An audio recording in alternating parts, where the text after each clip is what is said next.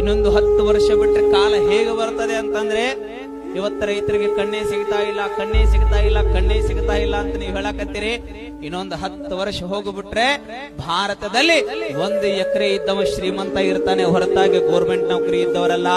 ಅಷ್ಟು ಈ ರೈತರಿಗೆ ಕಿಮ್ಮತ್ತು ಬರ್ತದೆ. ನೀವು ತಿಳ್ಕೊಂಡ್ರಿ ರೈತ ಅಂದ್ರೆ ಏನ ಏನ ಏನ ರೈತ ಇಲ್ಲ ಅಂದ್ರೆ ಮಣ್ಣು ತನಬೇಕಾಗತ್ ನಾವೆಲ್ಲ ಅವಾ. ಈ ದೇಶದೊಳಗ, ಈ ರಾಜ್ಯದೊಳಗ, ಹಳ್ಳಿ ಒಳಗ, ತಾಲೂಕಿನೊಳಗ ನಾ ಹೇಳ್ತಾ ಇರ್ತೇನೆ, ನಿಮ್ಮ ಗ್ರಾಮದೊಳಗ ಗ್ರಾಮ ಪಂಚಾಯಿತಿ ಅಧ್ಯಕ್ಷ ಇಲ್ಲ ಅಂದ್ರೆ ಗ್ರಾಮ ನಡೀತದೆ. ನಿಮ್ಮ ತಾಲೂಕಿನೊಳಗ ಕ್ಷೇತ್ರದ ಶಾಸಕರಿಲ್ಲ ಅಂದ್ರೂ ತಾಲೂಕು ನಡೀತದೆ.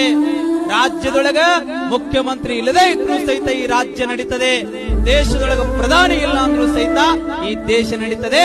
ಆದರೆ ರೈತ ಇಲ್ಲದೆ ಹೋದ್ರೆ ನಾವೆಲ್ಲ ಹೊಟ್ಟಿಗೆ ಮಣ್ಣು ತಿನ್ನಬೇಕಾಗ್ತದೆ, ಮಣ್ಣು ತಿನ್ನಬೇಕಾಗ್ತದೆ. ರೈತನನ್ನ ನಾವು ಹಾಗೆ